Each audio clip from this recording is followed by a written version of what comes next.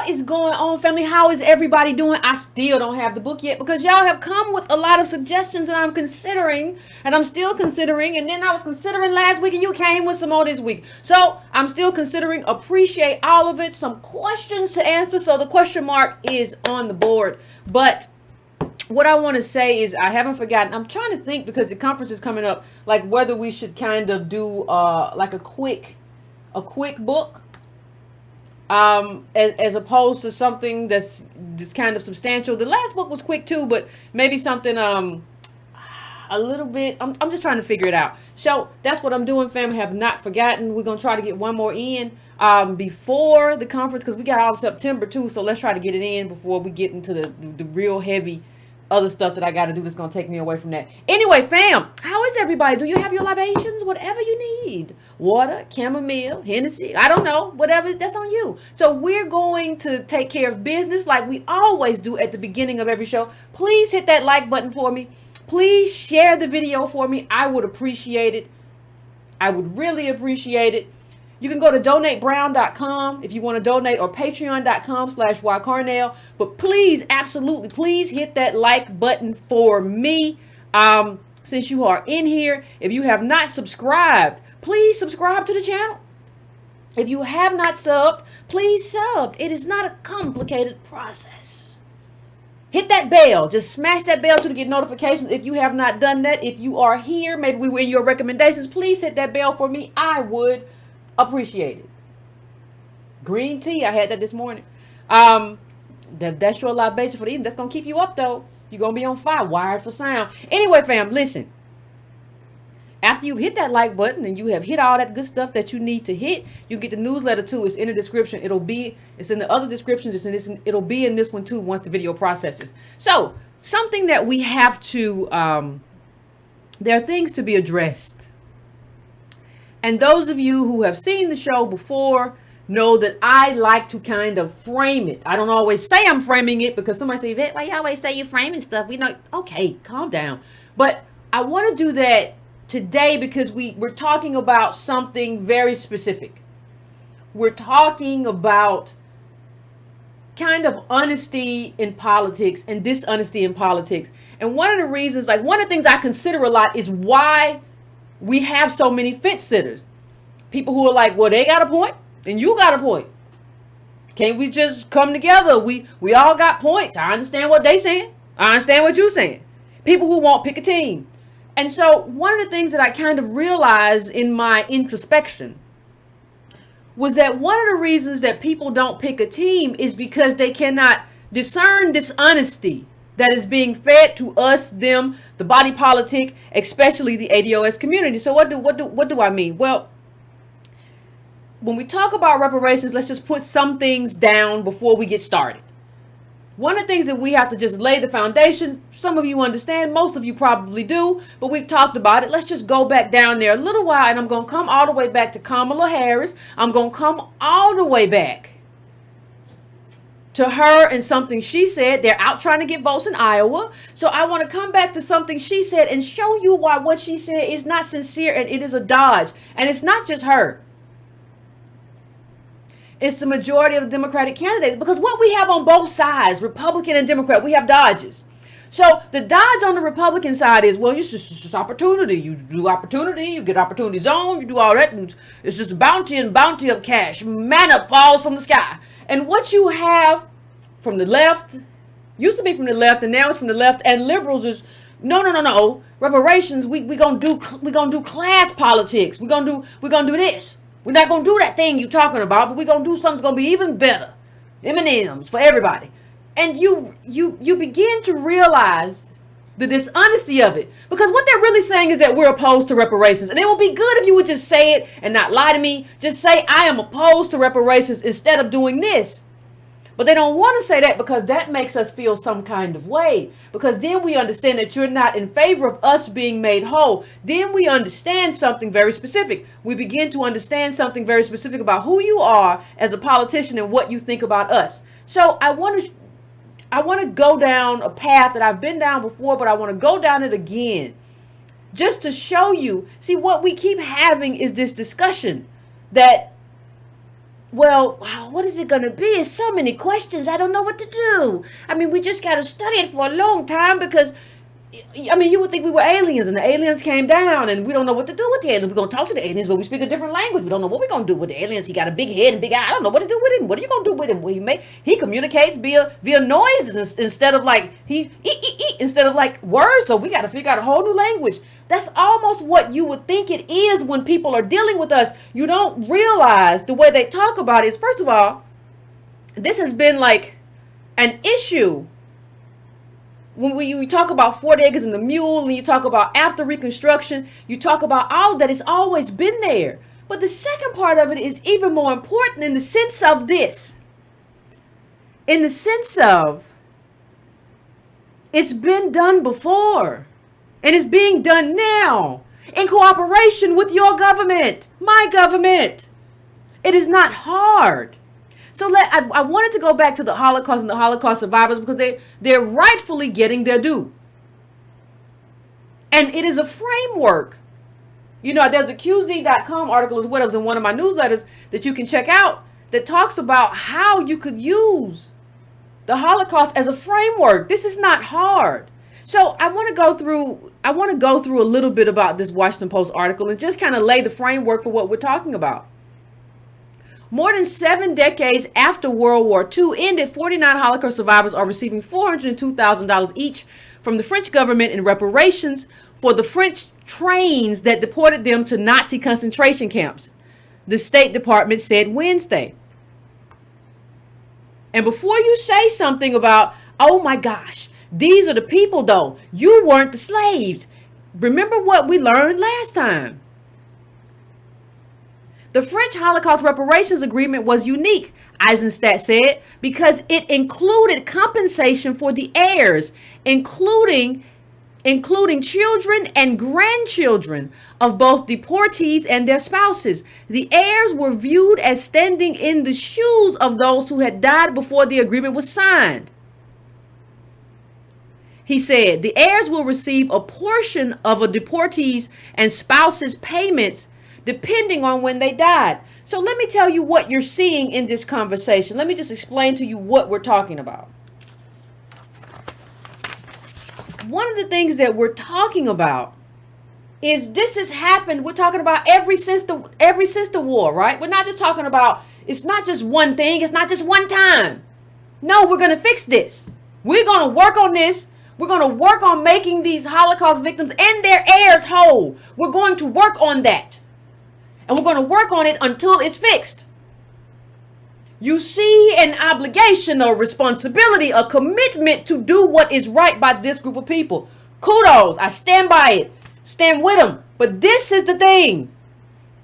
The problem is we do not see anybody who has that same commitment to ADOS here in terms of our own politicians and the politicians at large.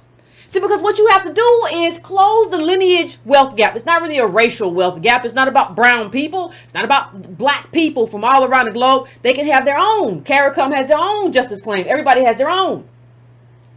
But it is about closing and doing whatever you have to do to close that lineage wealth gap. I don't care how you do it. You can give money, and if it don't work out, you do it again, and you have to work out ownership.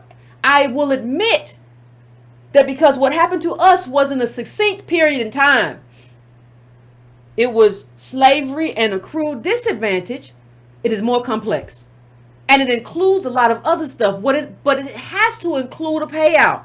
And not one payout. Not just one. Because listen to this. You have to understand this is how reparations works. The total payments will end up being almost double what many recipients initially received during the first round in the summer of 2016, when about 30 million was paid out. Now understand that this has to do with transport. This is transport. Let me just go here. The agreement came after U.S. Holocaust survivors who had been transported to Nazi camps on French trains, usually with no food and a bucket for toilet, objected when Keolis, a company affiliated with the French railway, began bidding on lucrative U.S. rail contracts. See, because what we have to understand is that this is reparations. The government is primary, but there are secondary sources, right? And so what they understand, what the Holocaust survivors and their heirs who are standing in the shoes understand is this. There are companies that should not exist. Because what people don't understand, the Jewish community, they were also slaves during that period. They went to these camps and were used as slaves. So what happens is that company should not exist. They got free labor. So no, I'm coming to get my monies. Because this is not something that should have happened. This company shouldn't even be a company. And nobody talks about how complicated it is to figure it out. And nobody talks about how this is a process anyway. You saw, even when you saw the quote unquote gay reparations, we're going to go back and we're going to do the tax returns, and that's going to be your spouse, and you're going to have access that's going to cost us this many $1 million. You just figure it out. We're going to go back and we're going to make that right. We're going to go back to all the tax returns, and that's really your wife and that's your husband, and we're going to straighten all that out. Don't you worry about a thing. We're going to make it right. Restorative justice. It seems to work with everybody but us. And because it seems to work, that's how you know it's not complicated. That's how you know it's not complicated. And you look at it like this, you say, well, maybe that's just, maybe nobody else is doing it that way. No, we're doing this in coordination with France or whatever, because they have a payout and we have an agreement coordinating between countries. Ain't that something to make people whole? Wonderful. But what about us?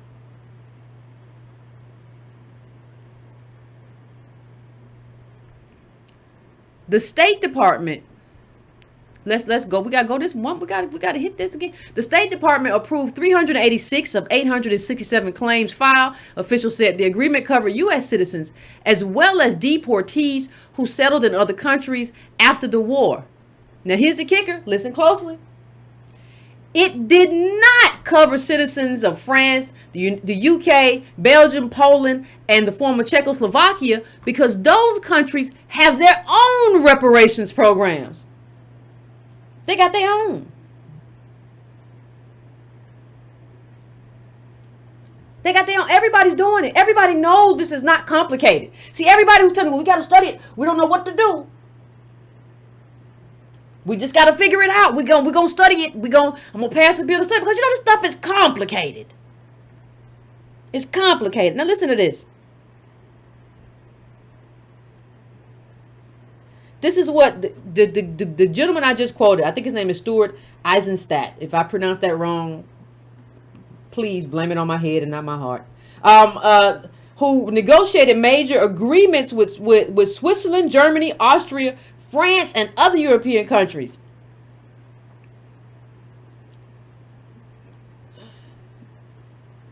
On restitution of property and payment for slave and forced laborers, said it is a mistake to conflate World War II reparations to the proposed payments to slave descendants. The difference, he said, is that we have difficulty establishing the lineage of contemporary African Americans to a particular slave who lived in the South in the 19th century, while recipients of German reparations were actually alive.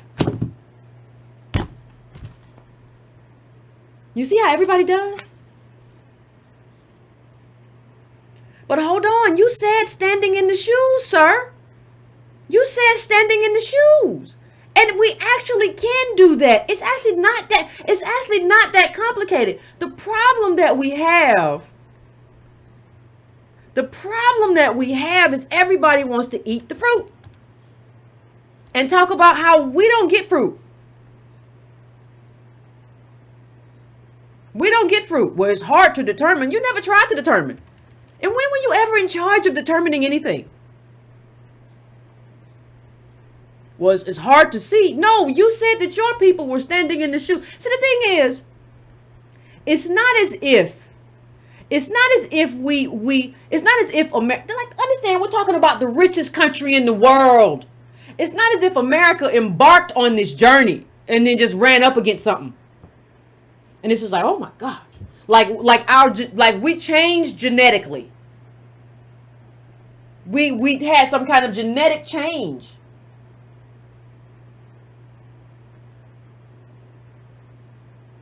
right? That's not what happened. We can trace. We don't even like we do the Great Migration, but it's not even like you listen. You're dealing with people. Understand how silly what he just said was. We're dealing with people. ADOS don't leave and relocate in the country. You all are giving reparations to people who are out of the country. They have moved to other places and they're getting reparations. We are here. We don't move because we ain't got no money, Mr. Eisenstadt, whatever your name is. I don't care. We don't move because we ain't got no money. So we're here. It's much more easy to track us. Y'all tracking people reparations for Holocaust all over the globe. What are you talking about? People just make stuff up to say reasons why they can't pay us. And you're not in charge of that. That is not your job anyway. And you've never done it. You just want to be on the side. Everybody's trying to access whiteness. Everybody wants to be on that side. Nobody wants to be on the side of us. Even people who have, dealt with the problems that they've dealt with. This is awful. This is an awful situation. Let me try to get something straight real quick. All right, fam, let me see.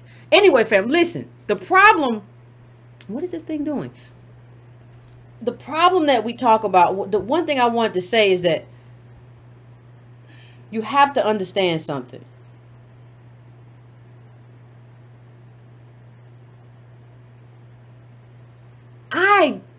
I'm sitting here saying to you that I stand with the Jewish community in terms of their reparations.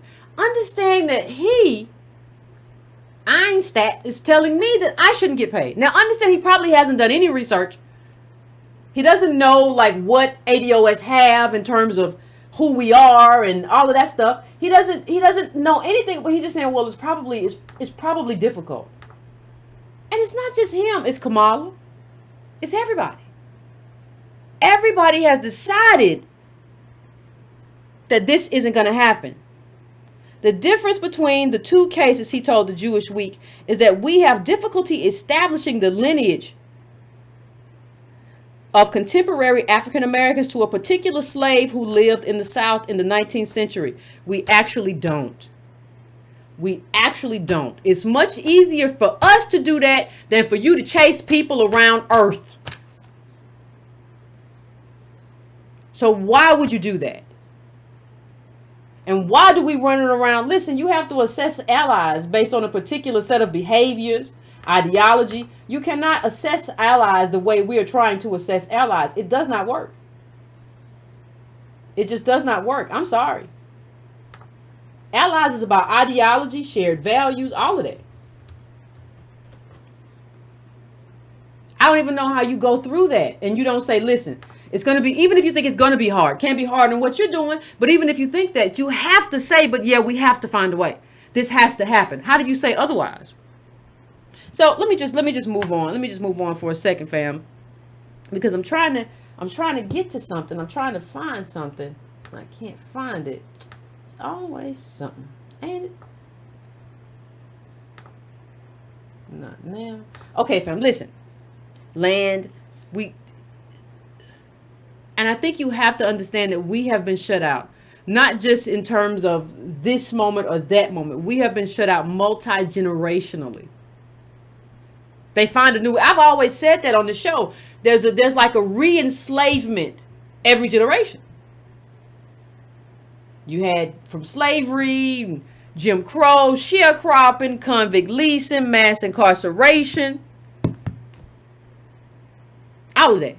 So what I want to bring up as we go, I want to just show you something in terms of how they made the payments and why they made them. They made the payments relatively quick, and here's why. It says State Department officials said they had made conservative payments as quickly as possible because so many of the survivors and their spouses were elderly. The department is now making a second round of payments to those recipients.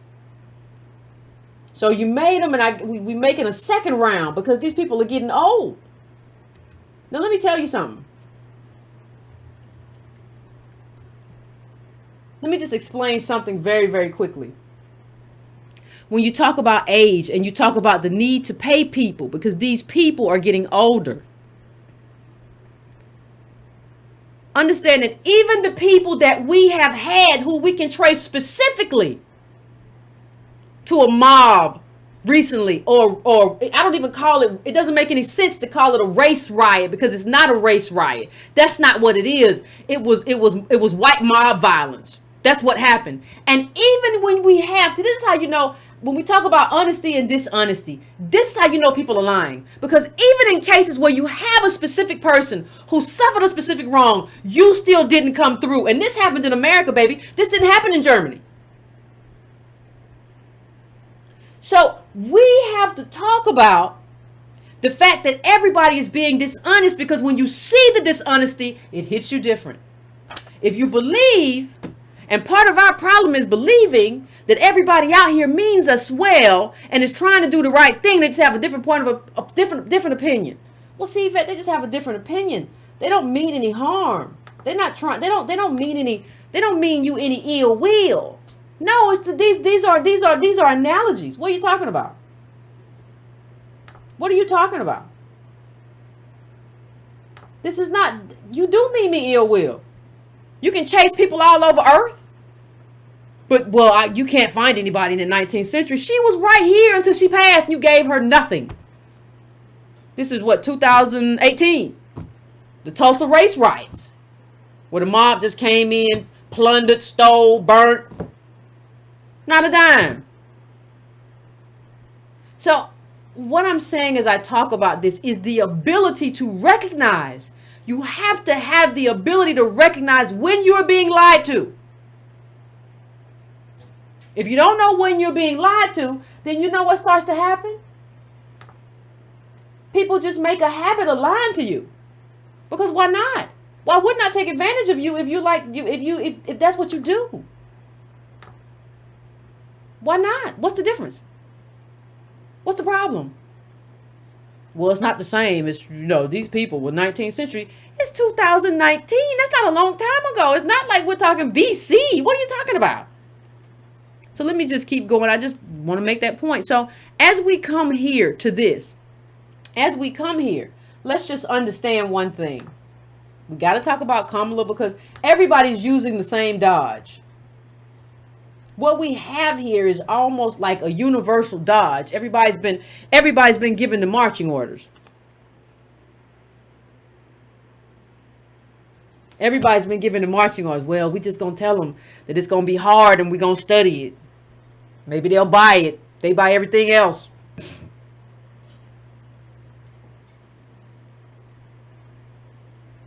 Well, the problem though is that we don't have time. Like, see, the thing is, if we were in the top 40%, we in the top 40, it's not what we want better. Maybe we want top 20. We deserve top 20. That's what we should be. But we living good lives. We living six-figure lives. We six-figure. So, as median mean, like we're spread out. Like, you got a bunch of six-figure. That's the majority. You got some super wealthy. You got some ultra wealthy. We spread out. We're doing it here in America. We're close to. We might not be made white, but we're close to it. Then you can say, "Well, calm down. We got some stuff. We got some stuff. We trying to, but you ain't doing bad. We're starved out." And what happens is, it's only going to get worse. It doesn't get better from here. It doesn't get better.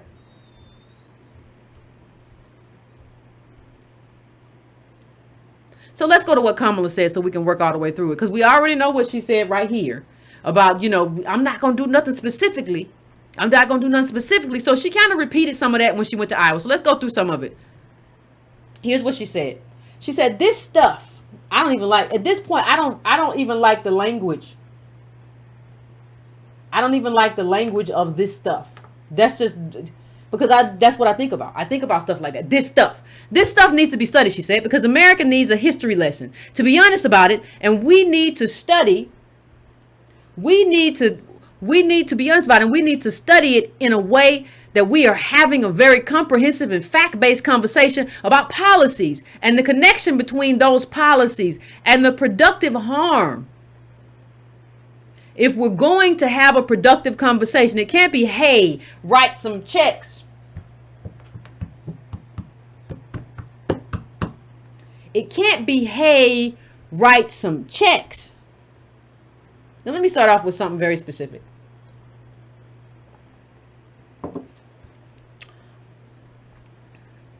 I don't know how long those of you who are watching right now have been watching. There's no way for me to know. I recognize names in the chat, but I don't know how long everybody who is a part of this conversation or who is there has been watching this. I don't know. But when I discuss reparations, it is very complex. It is complex every way from lineage therapy to protections from the government, to being an owner in terms of land distribution, to everything from that to having, you want to have certain kind of tutors in the end. I have a whole kind of complex, like I've talked about that. I've never heard Darity, I've never heard anybody talk about reparations. My computer just keeps acting, and talk about it in terms of, well, we just got to get the check. It's all about the check. Now, a payment or a number of payments, as we see in Holocaust reparations, will probably be a part of that. Has to be, because it's about redistribution. And if you don't hear anything else I say, please understand this. There is no restorative justice without redistribution. There is no reconciliation without redistribution. Holocaust survivors and their heirs who were standing in the shoes never would have allowed it, and nor should we. It's a non-starter. That's not how any of this works. This idea that you're just going to have us following along for however long, it's just not going to happen. Or at least I can say it shouldn't happen. Right?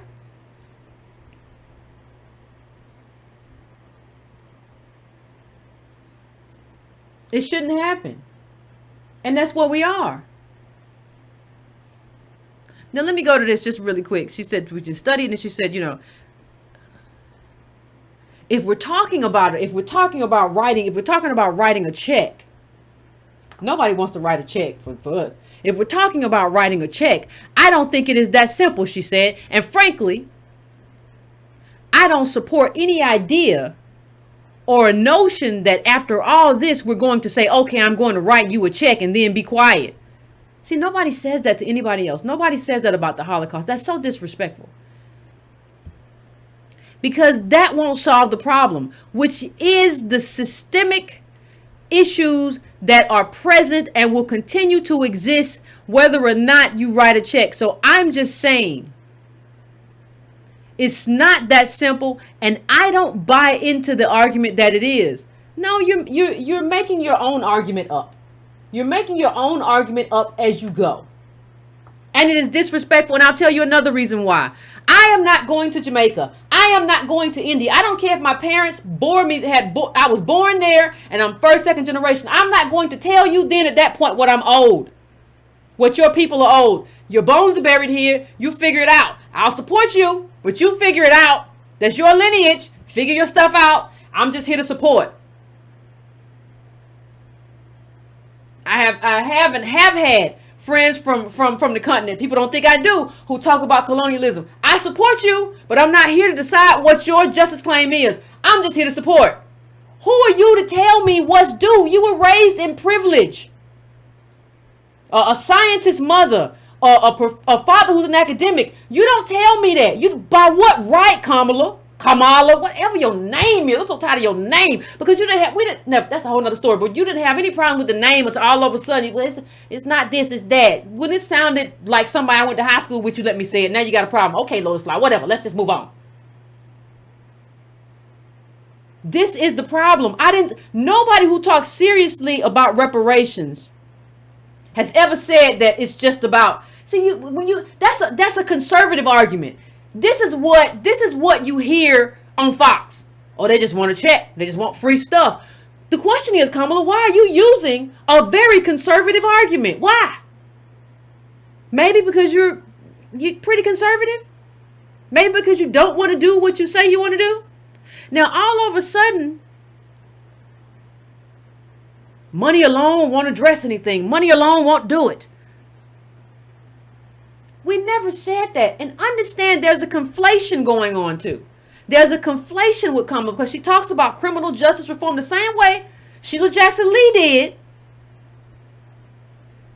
And you say that is reparations. See, this is what's happening. Everybody who wants to talk about reparations is telling us that reparations is something that it's not. Well, I'm in favor of reparations because I'm in favor of criminal justice reform. That is part of a black agenda. It's not reparations. Well, I'm in favor of correcting healthcare disparities. That's certainly a part of an ADOS agenda. It's not reparations. You're not slow. You passed the bar, didn't you? None of y'all are slow. So I don't understand. I really don't understand what the problem is. But there is obviously a problem. For you to get up there and be like, I'm not about giving these Negroes no money either. I mean, there's some stuff that we need to study. That's what you say in Iowa, ain't it, Kamala? It's some stuff to be studied.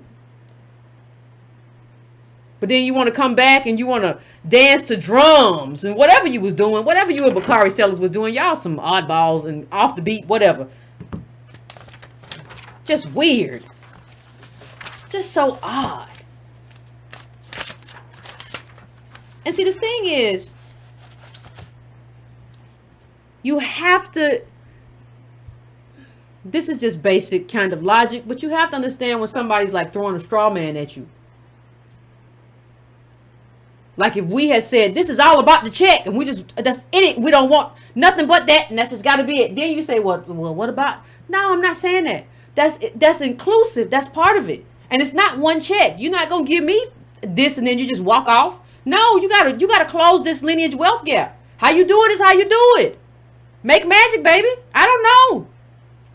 We have a good framework with Dr. Darity, and we have a lot of people who can contribute to it. But don't tell, well, how specifically, did you carry the 2 or the decimal point? What are you talking about?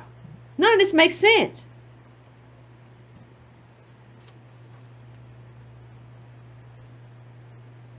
But you don't talk that way. See, here's the problem. I'm not talking specifically, I'm talking about citizenship. See, one of the things that has to happen too is we have to stop saying, I see people talking about, I saw somebody online talking about, ending whiteness and white people divesting themselves of whiteness. And I am perfectly comfortable. And I totally believe, I've expressed this on the show, that whiteness is a problem in terms of whiteness being a thing because it's really normalization and everybody being able to access that normalization but us. I believe that whiteness is something that has to collapse and fall in on itself in order for us to do that. And reparation is a pathway to that. Absolutely. I am not in favor of collapsing citizenship because we've bled too much for it. Two different things. Don't conflate those things.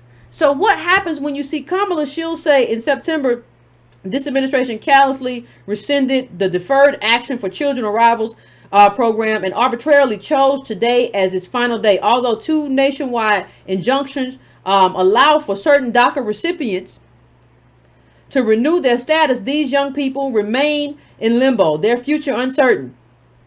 Without a permanent legislative solution, and every day they continue to live in fear of being taken away from their families. The reality is this administration created this crisis and sabotaged every effort of Congress to resolve it. Every single day we don't act to protect the dreamers is a day our country is failing. An important moral test, especially when we know there is a strong bipartisan bill in the U.S. House of Representatives to act. So wait a minute. I don't have to study DACA to know that's what we need to do? Is that what you're saying to me? I don't have to study. We're just going to do it because it's the right thing to do. We failed the moral test of what we got to do it. But I got to study reparations. Now, we've been here 400 years in the shoes, 1619, 2019. I made a new In the Shoes t-shirt at ADOS merch. Just go. Because ain't no, you act like you only one in shoes. So, hold on. I don't got to study that. So, wait a minute. You are... Do what you want, but you are extending citizenship to non-citizens, but you don't want to allow me to have full citizenship. You want to give citizenship away, but you don't want to allow me or pass the bill or do the restorative justice, including the payment that pulls ADOS up to full citizenship. And you want my vote? Oh, honey, no. Not no. No. Like, learn to start saying that, fam. No. You don't owe her anything.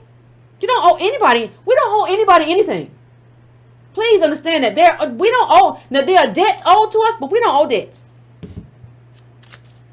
Just know that. And you get here and she talks about Medicare for all. Now, Medicare for all is redistribution. It's not individually, but it's redistribution. It's going to cost. There are what we call outlays. See, everybody's trying to do something that is not reparations and call it reparations. That's what's happening. Everybody's trying to do something that is not reparations and call it reparations. Kamala Harris is against reparations. So just say it. Like, just be clear and clean. We would be much better off if you would just stop lying to us. See, when you know something, when somebody's not lying to you, what they say is, they say something very different. They say, well, we have to figure out what the process is going to look like. Like, when somebody really wants to do reparations, they say, well, we have to figure out the process. So we have to get with Dr. Darity and we figure out what the number is and we bring him in and we bring other economists in. We can bring other people in and we figure out like what the number is in the process. But we're going to do it. See, when somebody's serious, they start from we're going to do it. It needs to be done. But we have to figure out first, we have to settle on this number. I know what Darity said. I know what Dr. Darity said. I know what here. We're going to settle on this number. And then we have to figure out a process. And you said it's complex. And we're going to talk to you too about how complex it is. What else we need to do. We're going to talk about all of that. That's not what's happening here. Everybody's trying to dodge reparations because they know that they don't want to do it. And instead of saying, I am opposed to reparations, because that might suppress your black vote. That might suppress your ADOS vote. And not just from ADOS people, but from allies too. You know how many allies out here say, yeah, this just makes sense. I don't know what the problem is. Black immigrants. Like, that's how you know allies. Shoot. They'll just say it like, yeah, of course. Get it. But you can't say that to us because then, wait a minute, you're opposed to reparations. You have to make it sound like we're going to study it. So you have Jackson, Lee, and Kamala saying almost the exact thing. It's almost like they had a conversation.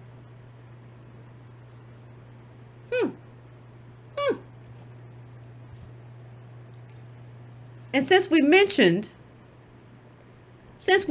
Jackson Lee, let's before we close out, let's get to this. What was this thing here that was on Twitter? The video. What was this? What was this?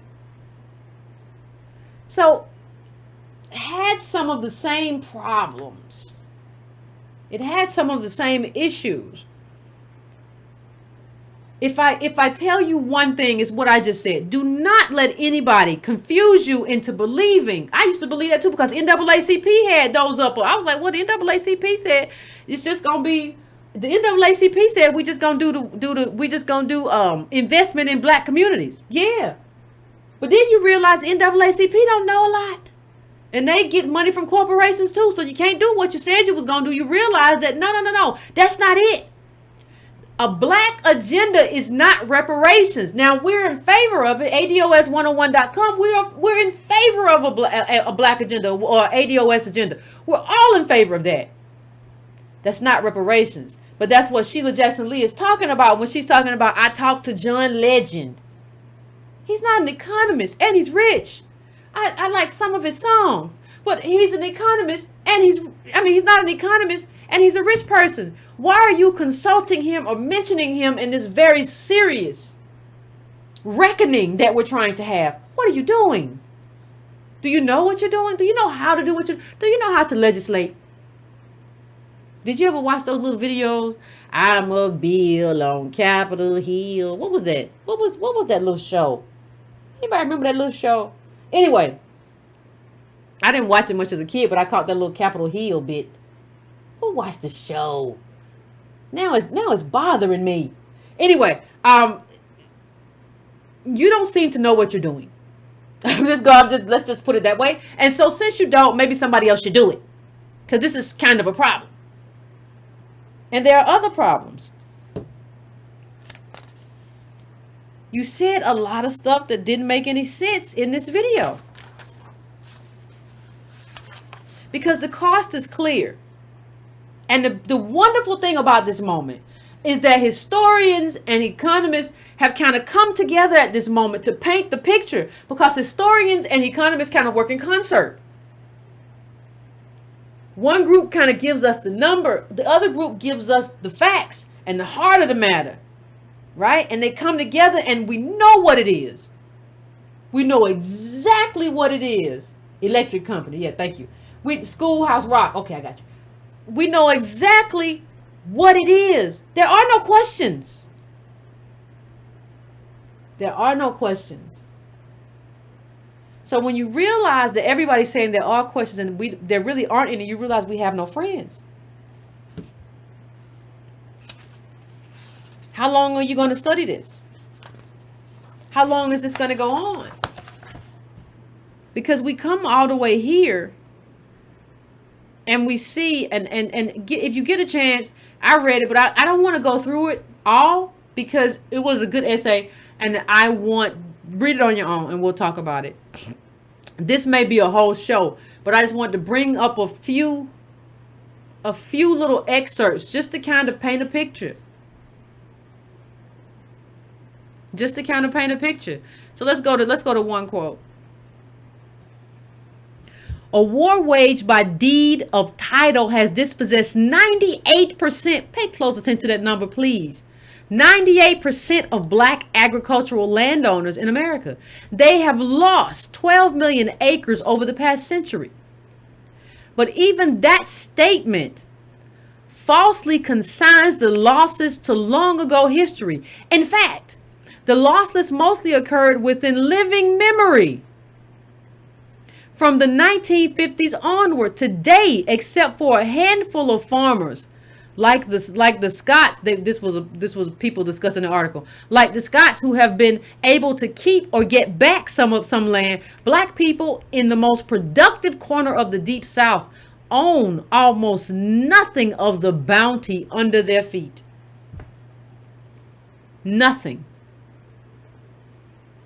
Why? Let's keep going. During Reconstruction, fierce resistance from the planters, who had dominated antebellum society, effectively killed any promise of land or protection from the Freedmen's Bureau, forcing masses of black laborers into de facto bondage.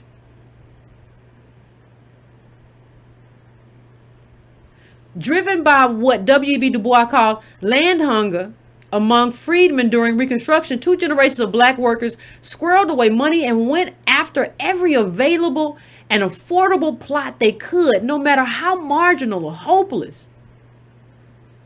Some found sympathetic landowners who would sell to them. Some squatted on unused land or acquired the few homesteads available to black people. Some followed visionary black leaders to all black utopian agrarian experiments such as Mound Bayou in Bolivar County. And let me just stop right here and say something. That's why I get so infuriated when I hear people say we didn't do anything or we didn't try hard enough. I'm not going to bring anybody up, but when I hear people say that, well, we did everything. I understand we did everything.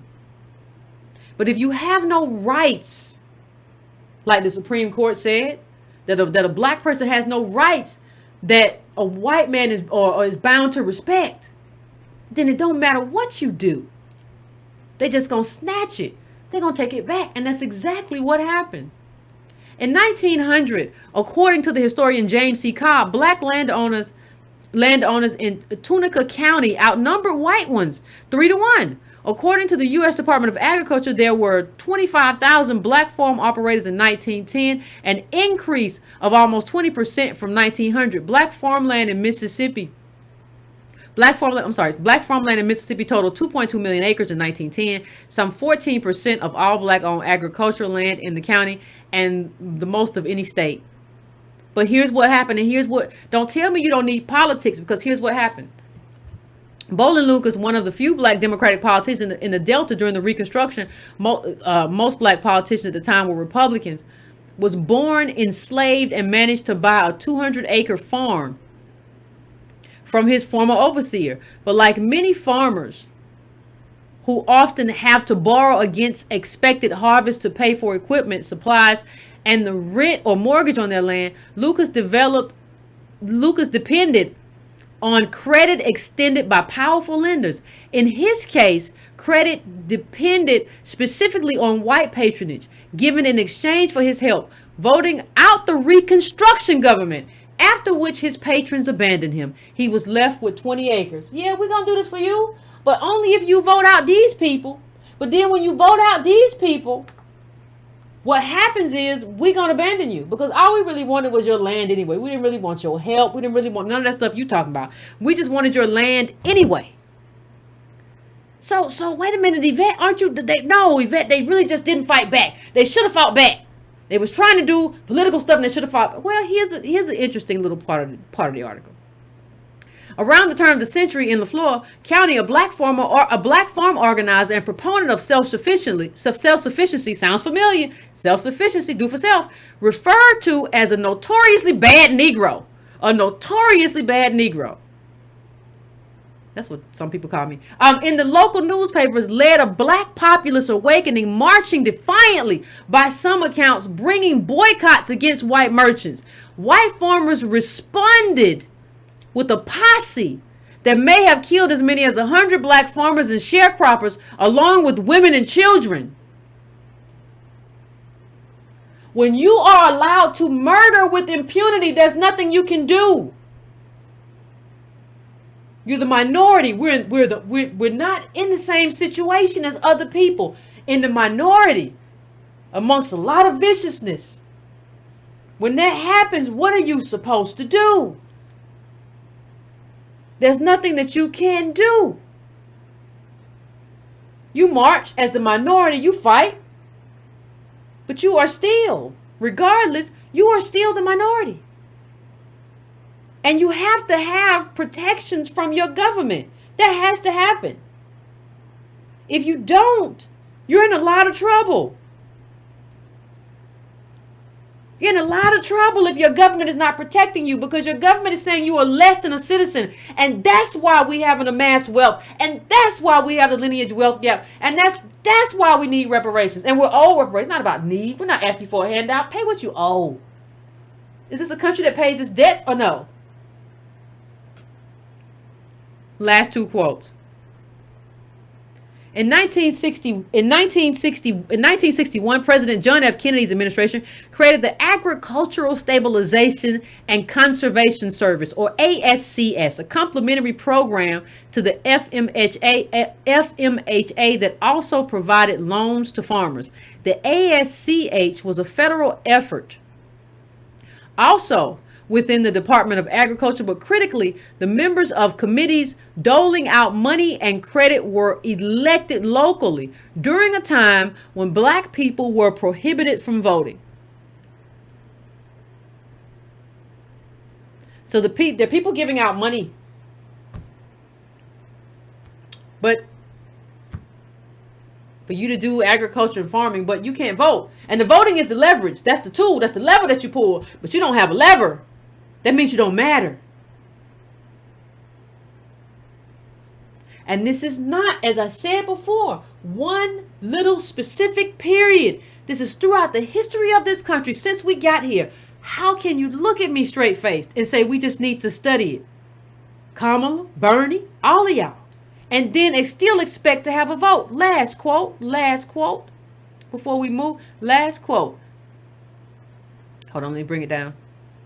Through these programs and through massive crop and surplus purchasing, the USDA became the safety net, price setter, chief investor, and sole regulator for most of the farm economy in places like the Delta. The department could offer better loan terms to risky farmers than banks and other lenders, and mostly outcompeted private credit. In his book Dispossession, Daniel calls the setup agri-government. Land grant universities pumped out both farm operators and the USDA agents who connected those operators to federal money. Large plantations ballooned into even larger industrial crop factories as small farms collapsed. Now understand what just happened. What just happened is an explanation of what I have said before. Government decides the winners and losers. We didn't do anything. This is not a consequence of something we did wrong, or a left turn we didn't make, or we forgot to get off the off ramp. We should have did this. The only people who are ignorant enough to say that are people who don't understand history. And you should reject those people at all costs. People who say, well, the problem is, and this is how you start a business, the problem is, don't let the t-shirt fool you. There is no historical knowledge of what we are and what we have become, and most importantly, what we have lost is a consequence of the government setting a specific set of rules that made us the bottom caste and gave other groups the opportunity to be middle top caste. That is what we are. That is what we are experiencing, and that is why the debt is owed. That's where we are. I don't know.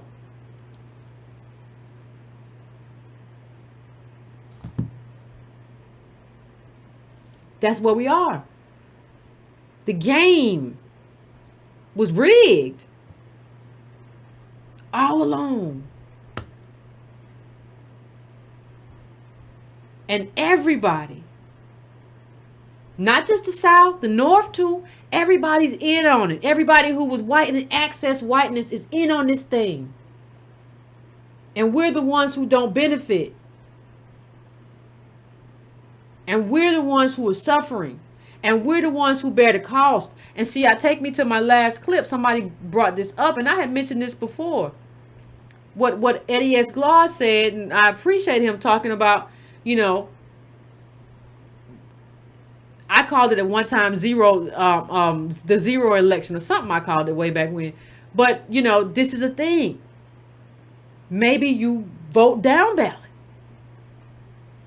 And people will tell you, you'll hear rolling, they're going. I'm just putting it out there. We ain't there yet. We're going to give everybody an opportunity. Everybody has an opportunity. We've been talking about reparations for a long time now. You have an opportunity to fold this into whatever your plan is. All y'all, nobody was in favor of Medicare for all or whatever. Nobody was in favor of none of that stuff. Everybody throw away nobody was in favor except maybe Bernie. Everybody done came around. If you can come around on that, you can come around on this. If you don't, if you decide that we are a captured electorate, then at a certain point, there are going to be consequences. And it's not because we want to do it that way. It's because we can't do it no other way. We can't do anything else. We are being starved out in the country that we built. We don't have a lot of choices. We have to start doing politics different. So if you all decide that you don't want to deal with us seriously, if you decide that we're not a serious group and you don't owe us anything, it will not be enough for us just to go to the polls and just vote for, we need some judges. Judges ain't going to feed the grumbling stomach. It's not going to do it. We need that. Sure enough, We need to deal with gerrymandering, all that stuff, but it's not enough. We're falling. So eventually, we're going to start doing politics differently. So I tell you this, not to be negative, not to be mean, or not to suppress the black vote. I am trying to express, not suppress. I am trying to express. We are supposed to express who we are in politics. We're supposed to see our views and our choices manifest in the people that we vote for. But what keeps happening is we keep voting. And nothing keeps changing. We keep voting. And the people we vote for decide that what we want, it doesn't matter. That has to change. And I'm telling you that if you keep this up, we are going to be the change agents. I have said this on this show so many times. Go back, Democrats. Go back to the drawing board. Kamala, I think you finished. But serious Democrats, please go back to the drawing board. You have to go back. I know normally you don't take us seriously because we just tend to vote however.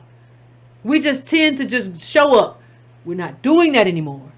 And I don't want you to be surprised because we might choose something different. So what you have to do is say, listen, I'm going to fold in reparations into whatever we're doing. I'm going to be serious with this electorate. I am going to do right by this group. I can get together with Dr. Darity. I can get together with Yvette, Tone, anybody. I can get together with them and other historians, other economists. We can all come together and figure this thing out. But I'm going to do this right because I think if you decide that you don't want to do that, I think this may be a period where you get a surprise on election day. And I don't want that for you. I don't want a Trump second term. That's not what I want. So I am telling you, like I have told you over the past year and a half, you got to figure this out. If you need me, I am always here to help. I am here to help, but you have to figure this out. Because we have been doing politics wrong, and our bottom castness is evidence that we've been doing it wrong, and we're not going to do that anymore. We're finished.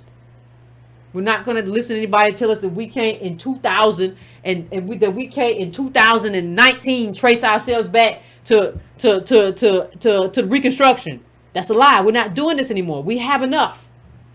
So I just wanted to put that out there, fam, so that everybody understands where we are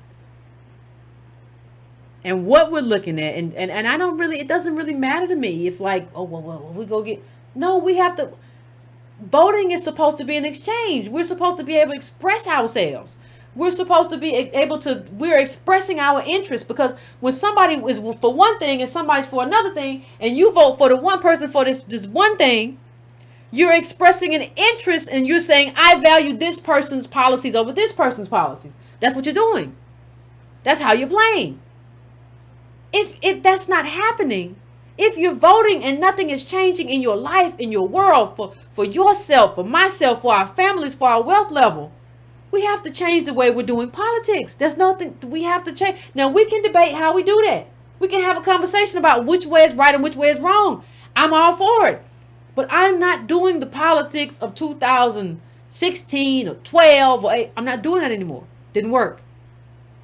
We have to find a new path. And Democrats should know that we're doing that. Well, why are you just talking about Democrats? Because we give Democrats the overwhelming majority of our vote. What you think? Riddle me that, Batman. Anyway, give me a few seconds, fam. I'm going to set up the phones and we're going to have a conversation.